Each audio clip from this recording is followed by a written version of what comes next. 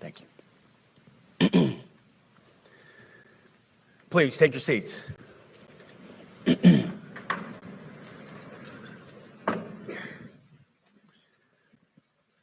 Well, Mr. Chairman, the Joint Chiefs, Generals, Admirals, Commanders, Officers, Senior Enlisted, NCOs, Enlisted, and every member of our American military, good morning. Good morning and welcome to the War Department, because the era of the Department of Defense is over. You see, the motto of my first platoon was, "Those who long for peace must prepare for war." This is, of course, not a new idea. This crowd knows that. The origin dates to the 4th century Rome and has been repeated ever since, including by our first commander-in-chief, George Washington, the first leader of the War Department. It captures a simple yet profound truth. To ensure peace, we must prepare for war. From this moment forward, the only mission of the newly restored Department of War is this: warfighting, preparing for war and preparing to win, unrelenting and uncompromising in that pursuit. Not because we want war, no one here wants war, but it's because we love peace. We love peace for our fellow citizens. They deserve peace, and they rightfully expect us to deliver it. Our number one job, of course, is to be strong so that we can prevent war in the first place. The president talks about it all the time. It's called peace through strength. And as history teaches us, the only people who actually deserve peace are those who are willing to wage war to defend it. That's why pacifism is so naive and dangerous. It ignores human nature and it ignores human history. Either you protect your people and your sovereignty, or you will be subservient to something or someone. It's a truth as old as time. And since waging war is so costly in blood and treasure, we owe our republic a military that will win any war we choose, or any war that is thrust upon us. Should our enemies choose foolishly to challenge us, they will be crushed by the violence, precision, and ferocity of the War Department. In other words, to our enemies, FAFO. If necessary, our troops can translate that for you. Another way to put it is peace through strength, brought to you by the warrior ethos. And we are restoring both. As President Trump has said, and he's right, we have the strongest, most powerful, most lethal, and most prepared military on the planet. That is true, full stop. Nobody can touch us. It's not even close. This is true largely because of the historic investments that he made in his first term, and we will continue in this term. But it's also true because of the leaders in this room and the incredible troops that you all lead. But the world, and as the chairman mentioned, our enemies get a vote. You feel it, I feel it. This is a moment of urgency, mounting urgency. Enemies gather, threats grow. There is no time for games. We must be prepared. If we're going to prevent and avoid war, we must prepare now. We are the strength part of peace through strength. And either we're ready to win or we are not. You see, this urgent moment, of course, requires more troops, more munitions, more drones, more Patriots, more submarines, more B-21 bombers. It requires more innovation, more AI in everything and ahead of the curve, more cyber effects, more counter-UAS, more space, more speed. America is the strongest, but we need to get stronger and quickly. The time is now, and the cause is urgent. The moment requires restoring and refocusing our defense industrial base, our shipbuilding industry, and onshoring all critical components. It requires, as President Trump has done, getting our allies and partners to step up and share the burden. America cannot do everything. The free world requires allies with real hard power, real military leadership, and real military capabilities. The War Department is tackling and prioritizing all of these things. And I'll be giving a speech next month that'll showcase the speed, innovation, and generational acquisition reforms we are undertaking urgently. Likewise, the nature of the threats we face in our hemisphere and in deterring China is another speech for another day, coming soon. This speech today, as I drink my coffee, this speech today is about people. And it's about culture. The topic today is about the nature of ourselves. Because no plan, no program, no reform, no formation will ultimately succeed unless we have the right people and the right culture at the War Department. If I've learned one core lesson in my 8 months in this job, it's that personnel is policy. Personnel is policy. The best way to take care of troops is to give them good leaders committed to the warfighting culture of the department. Not perfect leaders, good leaders. Competent, qualified, professional, agile, aggressive, innovative, risk-taking, apolitical, faithful to their oath and to the Constitution. Eugene Sledge, in his World War II memoir, wrote, quote, "War is brutish, inglorious, and a terrible waste. Combat leaves an indelible mark on those who are forced to endure it. The only redeeming factors are my comrades' incredible bravery and their devotion to each other." In combat, there are thousands of variables, as I learned in Iraq and Afghanistan, and as so many of you did in so many more places. Leaders can only control about 3 of them.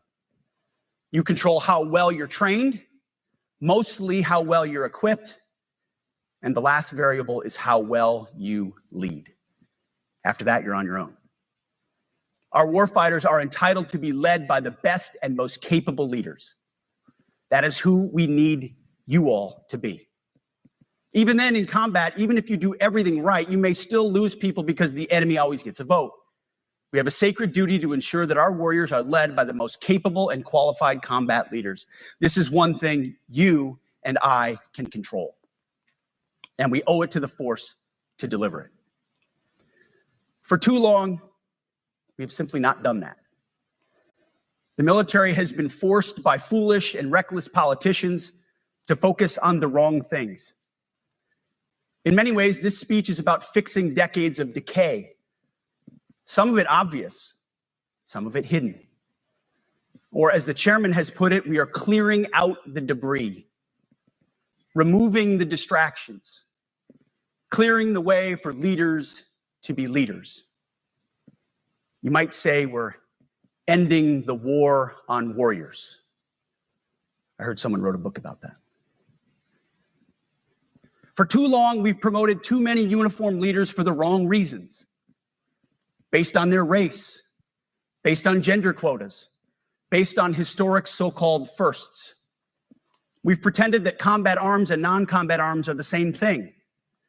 We've weeded out so-called toxic leaders under the guise of double-blind psychology assessments, promoting risk-averse, go-along-to-get-along conformists instead. You name it, the department did it. Foolish and reckless political leaders set the wrong compass heading, and we lost our way. We became the woke department, but not anymore. Right now, I'm looking out at a sea of Americans who made a choice when they were young men and young women to do something most Americans will not, to serve something greater than yourselves, to fight for God and country, for freedom and the Constitution. You made a choice to serve when others did not, and I commend you. You are truly the best of America. But this does not mean, and this goes for all of us, that our path to this auditorium on this day was a straight line, or that the conditions of the formations we lead are where we want them to be. You love your country, and we love this uniform, which is why we must do better. We just have to be honest. We have to say with our mouths what we see with our eyes, to just tell it like it is in plain English, to point out the obvious things right in front of us. That's what leaders must do. We cannot go another day without directly addressing the plank in our own eye, without addressing the problems in our own commands and in our own formations. This administration has done a great deal from day one to remove the social justice, politically correct, and toxic ideological garbage that had infected our department, to rip out the politics. No more identity months, DEI offices, dudes in dresses. No more climate change worship. No more division, distraction, or gender delusions. No more debris. As I've said before, and will say again, we are done with that shit. I've made it my mission to uproot the obvious distractions that made us less capable and less lethal. That said, the War Department requires the next step. Underneath the woke garbage is a deeper problem, and a more important problem that we are fixing and fixing fast. Common sense is back at the White House, so making the necessary changes is actually pretty straightforward. President Trump expects it. And the litmus test for these changes is pretty simple. Would I want my eldest son, who is 15 years old, eventually joining the types of formations that we are currently wielding? If in any way the answer to that is no, or even yes, but, then we're doing something wrong. Because my son is no more important than any other American citizen who dons the cloth of our nation. He is no more important than your son. All precious souls made in the image and likeness of God. Every parent deserves to know that their son or their daughter that joins our ranks is entering exactly the kind of unit that the Secretary of War would want his son to join. Think of it as the golden rule test. Jesus said, "Do unto others that which you would have done unto yourself." It's the ultimate simplifying test of truth. The new War Department golden rule is this: do unto your unit as you would have done unto your own child's unit. Would you want him serving with fat or unfit or undertrained troops? Or alongside people who can't meet basic standards? Or in a unit where standards were lowered so certain types of troops could make it in? In a unit where leaders were promoted for reasons other than merit, performance, and warfighting? The answer is not just no, it's hell no. This means at the War Department, first and foremost, we must restore a ruthless, dispassionate, and common sense application of standards. I don't want my son serving alongside troops who are out of shape, or in combat unit with females who can't meet the same combat arms physical standards as men, or troops who are not fully proficient on their assigned weapons, platform, or task, or under a leader who was the first, but not the best. Standards must be uniform, gender neutral, and high. If not, they're not standards. They're just suggestions. Suggestions that get our sons and daughters killed. When it comes to combat arms units, and there are many different stripes across our joint force, The era of politically correct, overly sensitive, don't hurt anyone's feelings leadership ends right now. At every level, either you can meet the standard, either you can do the job, either you are disciplined, fit, and trained, or you are out. And that's why today, at my direction, and this is the first of 10 Department of War directives that are arriving at your commands as we speak and in your inbox. Today, at my direction, each service will ensure that every requirement for every combat MOS, for every designated combat arms position, returns to the highest male standard only. Because this job is life or death. Standards must be met. And not just met, at every level, we should seek to exceed the standard, to push the envelope, to compete. It's common sense and core to who we are and what we do. It should be in our DNA. Today, at my direction, we are also adding a combat field test for combat arms units that must be executable in any environment at any time and with combat equipment. These tests, they'll look familiar. They'll resemble the Army Expert Physical Fitness Assessment or the Marine Corps Combat Fitness Test. I'm also directing that warfighters in combat jobs execute their service fitness test at a gender-neutral, age-normed male standard scored above 70%. It all starts with physical fitness and appearance. If the Secretary of War can do regular hard PT, so can every member of our joint force. Frankly, it's tiring to look out at combat formations or really any formation and see fat troops. Likewise, it's completely unacceptable to see fat generals and admirals in the halls of the Pentagon and leading commands around the country and the world. It's a bad look. It is bad, and it's not who we are. So whether you're an airborne ranger or a chairborne ranger, a brand new private or a 4-star general, you need to meet the height and weight standards and pass your PT test. And as the chairman said, yes, there is no PT test. But today, at my direction, every member of the joint force at every rank is required to take a PT test twice a year, as well as meet height and weight requirements twice a year, every year of service. Also today, at my direction, every warrior across our joint force is required to do PT every duty day. Should be common sense. I mean, most units do that already, but we're codifying it. And we're not talking like hot yoga and stretching. Real hard PT, either as a unit or as an individual. At every level, from the Joint Chiefs to everyone in this room to the youngest private, leaders set the standard. And so many of you do this already. Active, Guard, and Reserve. This also means grooming standards. No more beards, long hair, superficial individual expression. We're going to cut our hair, shave our beards, and adhere to standards.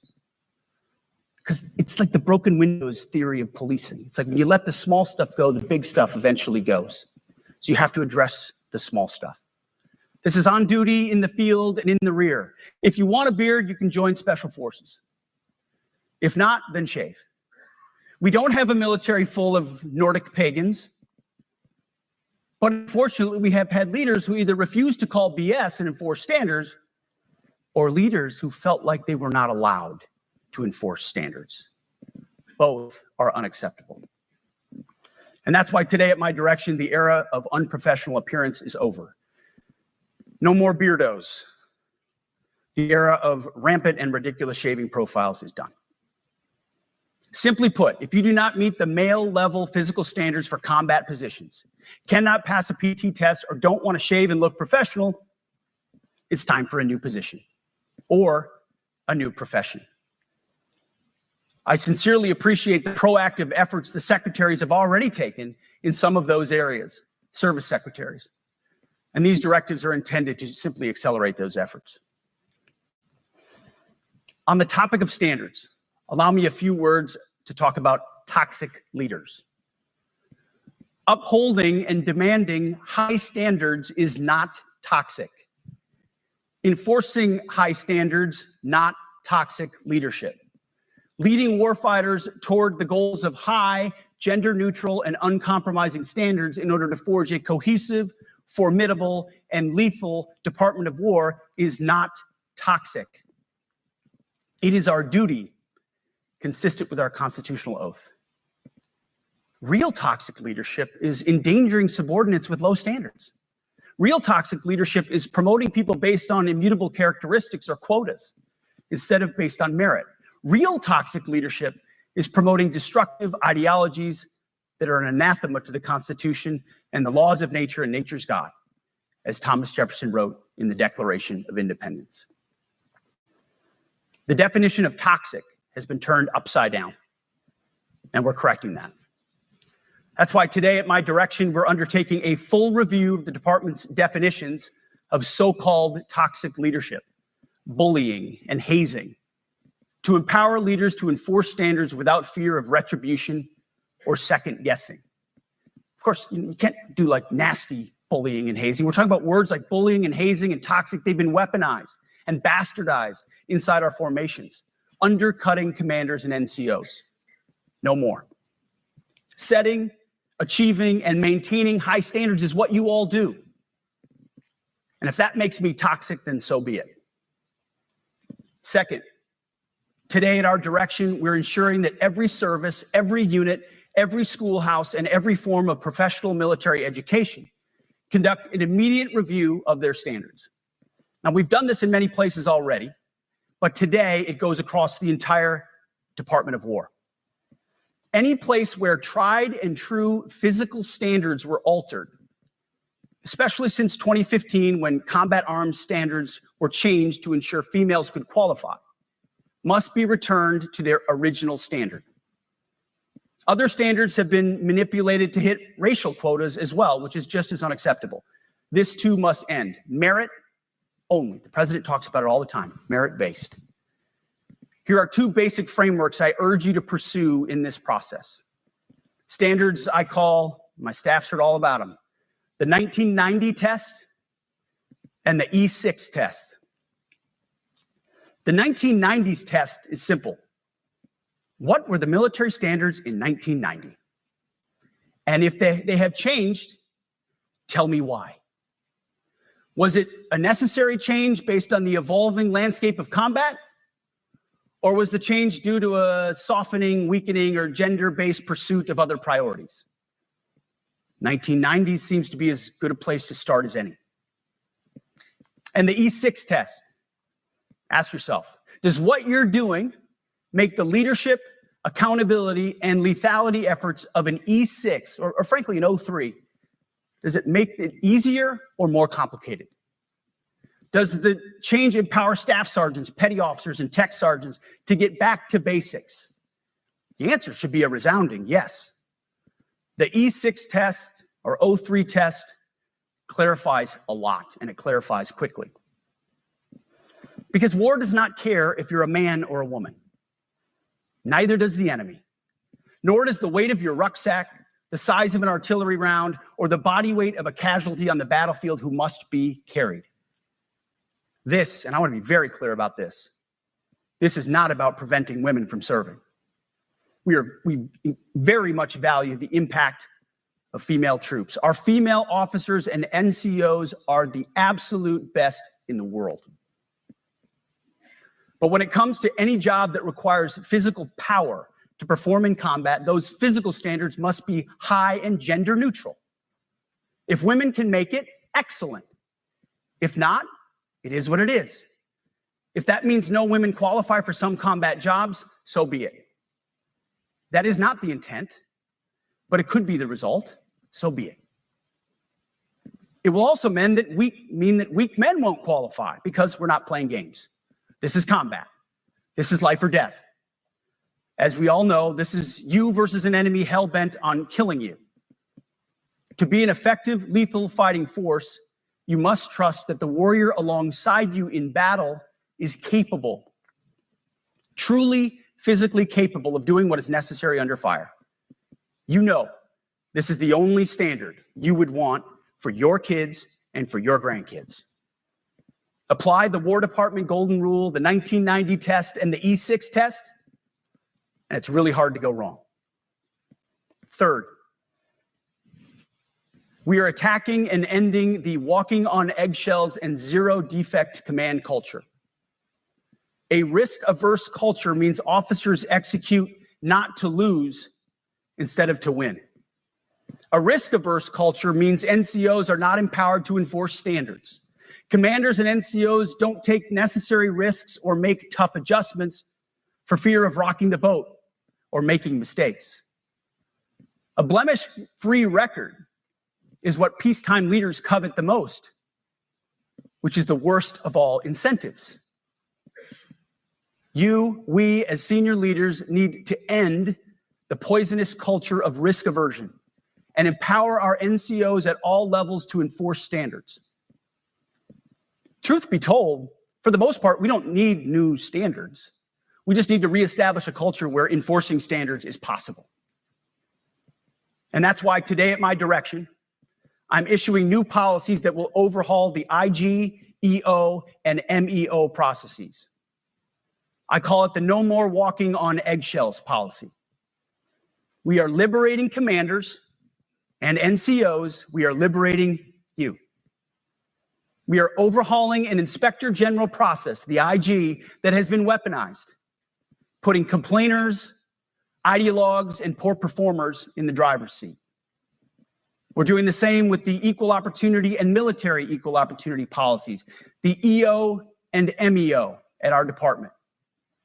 No more frivolous complaints, no more anonymous complaints, no more repeat complainants, no more smearing reputations, no more endless waiting, no more legal limbo, no more sidetracking careers, no more walking on eggshells. Of course, being a racist has been illegal in our formation since 1948. The same goes for sexual harassment. Both are wrong and illegal. Those kinds of infractions will be ruthlessly enforced. But telling someone to shave or get a haircut or to get in shape or to fix their uniform or to show up on time or to work hard, that's exactly the kind of discrimination we want. We are not civilians. You are not civilians. You are set apart for a distinct purpose. So we as a department need to stop acting and thinking like civilians and get back to basics and put the power back in the hands of commanders and NCOs. Commanders and NCOs who make life and death decisions. Commanders and NCOs who enforce standards and ensure readiness. Commanders and NCOs who in this War Department have to look in the mirror and they have to pass the golden rule test. My kids, your kids, America's sons and daughters.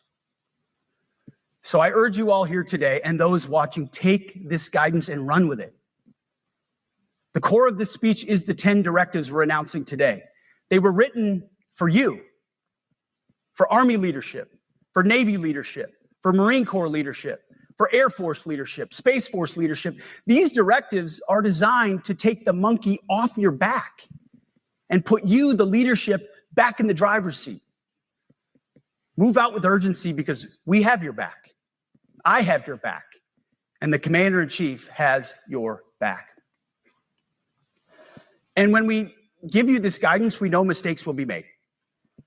It's the nature of leadership. But you should not pay for earnest mistakes for your entire career. And that's why today, at my direction, we're making changes to the retention of adverse information on personnel records that will allow leaders with forgivable, earnest, or minor infractions to not be encumbered by those infractions in perpetuity. People make honest mistakes, and our mistakes should not define an entire career. Otherwise, we only try not to make mistakes, and that's not the business we're in. We need risk takers and aggressive leaders and a culture that supports you. Fourth, at the War Department, promotions across the Joint Force will be based on one thing: merit. Colorblind, gender-neutral, merit-based.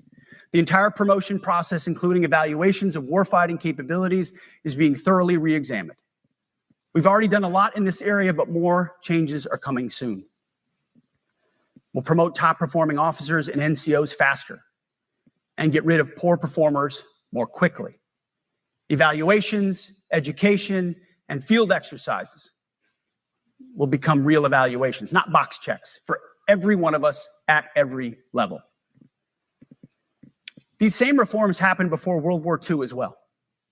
General George Marshall and Secretary of War Henry Stimson did the same thing.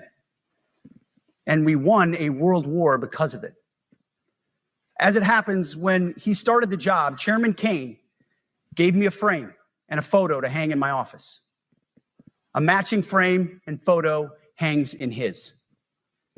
It's a photo of Marshall and Stimson preparing for World War II. Those two leaders famously kept the door open between their offices for the entirety of the war. They worked together, civilian and uniform, every single day. Chairman Kane and I do the same.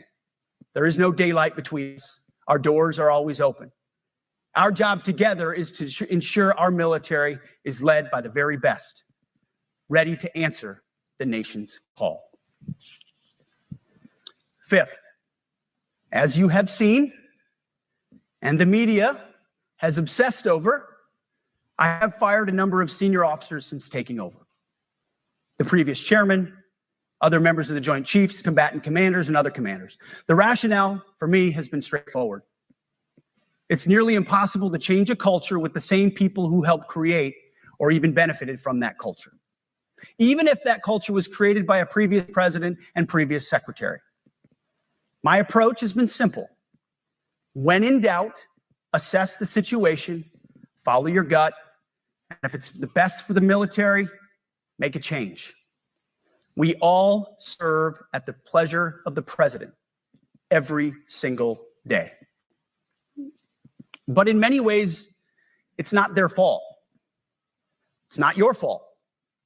As foolish and reckless as the woke department was, those officers were following elected political leadership. An entire generation of generals and admirals were told that they must parrot the insane fallacy that, quote, our diversity is our strength. Of course, we know our unity is our strength.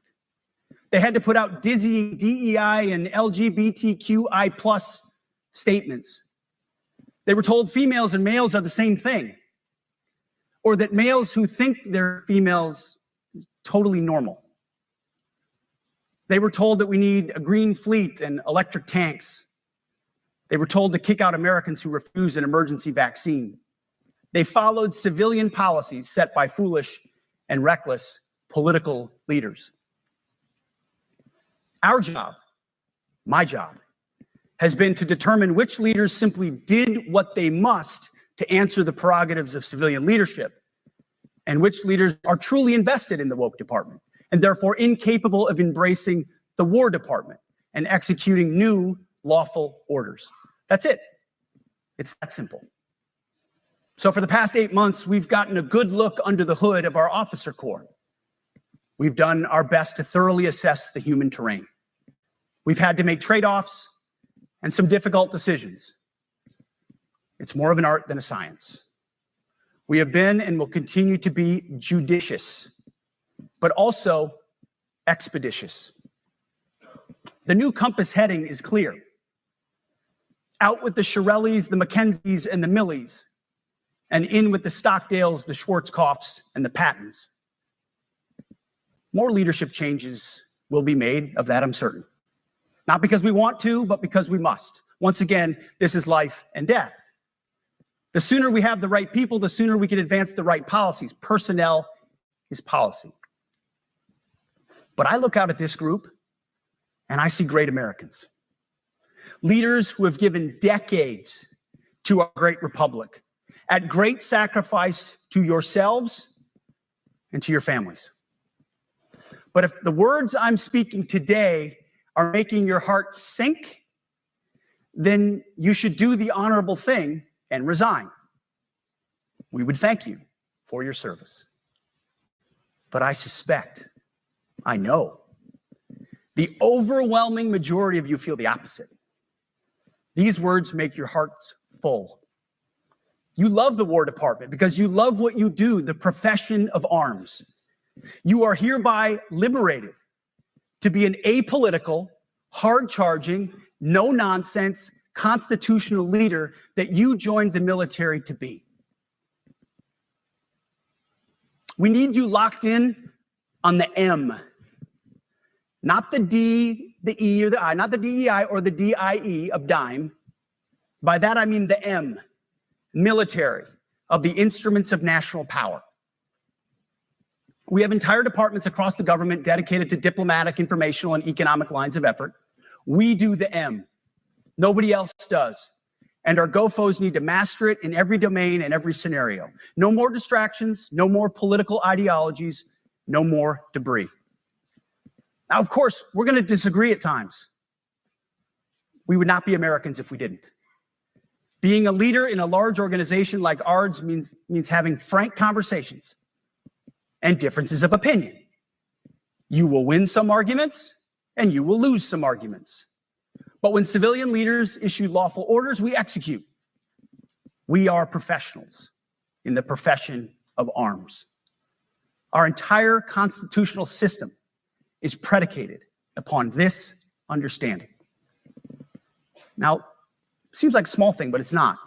This includes as well the behavior of our troops online. To that end, I want to thank and recognize the services for their new proactive social media policies. Use them. Anonymous, online, or keyboard complaining is not worthy of a warrior. It's cowardice masquerading as conscience. Anonymous, unit-level social media pages that trash commanders, demoralize troops, and undermine unit cohesion must not be tolerated. Again, O3s, E6s. Sixth, we must train and we must maintain.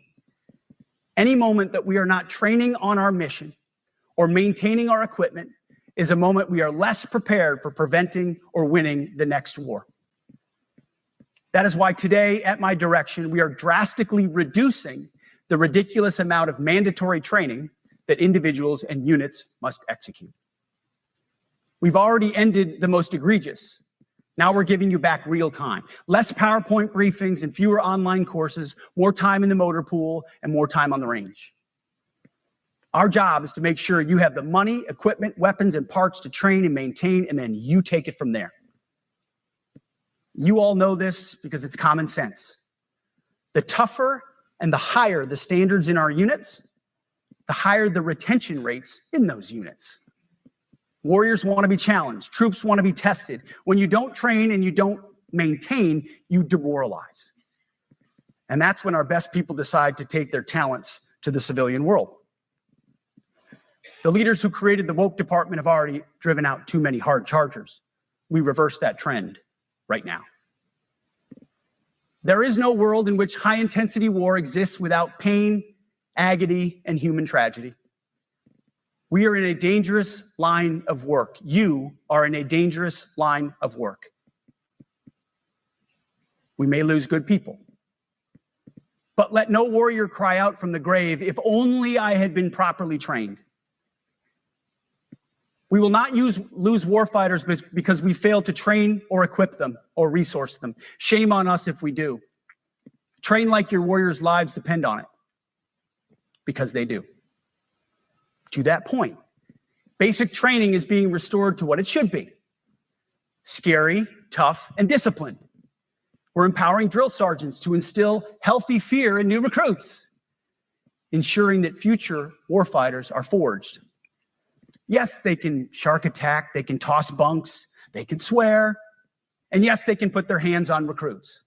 This does not mean they can be reckless or violate the law, but they can use tried and true methods to motivate new recruits, to make them the warriors they need to be.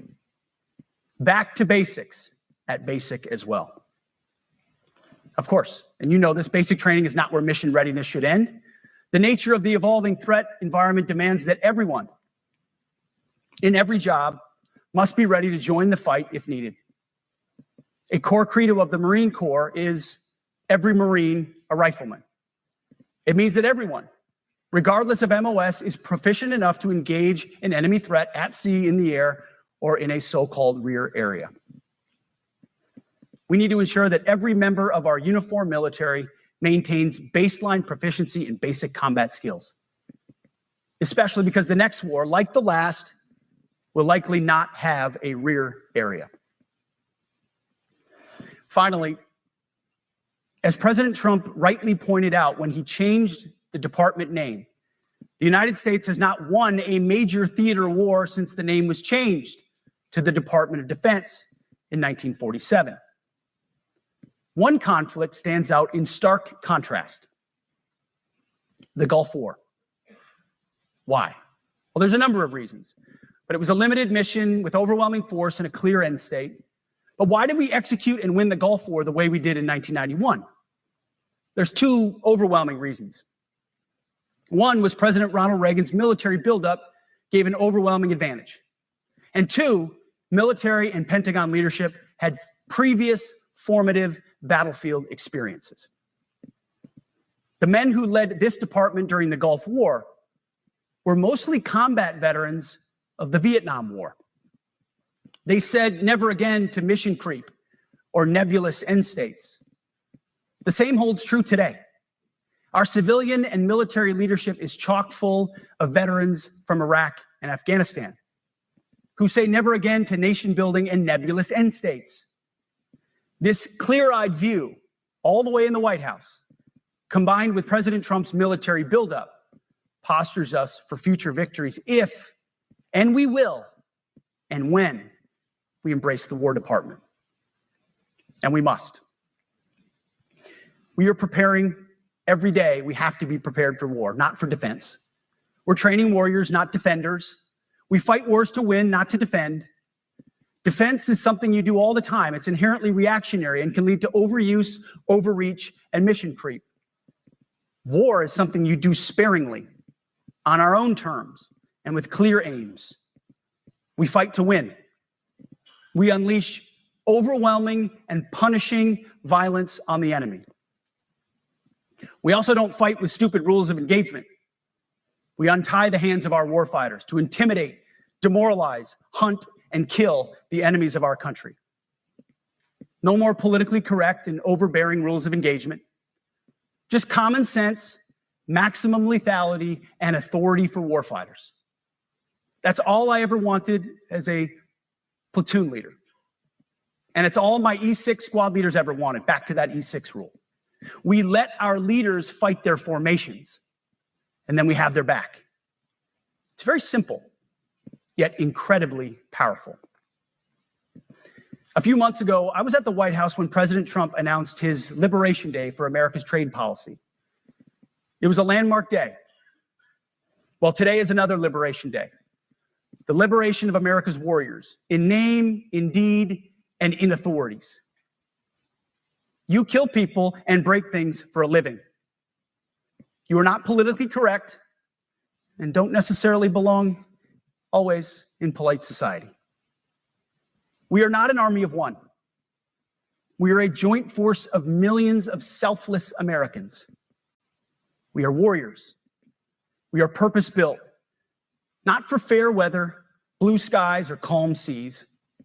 We were built to load up in the back of helicopters, 5 tons, or Zodiacs in the dead of night, in fair weather or foul, to go to dangerous places, to find those who would do our nation harm, and deliver justice on behalf of the American people in close and brutal combat if necessary. You are different. We fight not because we hate what's in front of us. We fight because we love what's behind us. You see, the Ivy League faculty lounges will never understand us, and that's okay, because they could never do what you do. The media will mischaracterize us, and that's okay, because deep down they know the reason they can do what they do is you. In this profession, you feel comfortable inside the violence so that our citizens can live peacefully. Lethality is our calling card, and victory our only acceptable end state. In closing, a few weeks ago, at our monthly Pentagon Christian prayer service, I recited a commander's prayer. It's a simple yet meaningful prayer for wisdom for commanders and leaders. I encourage you to look it up if you've never seen it.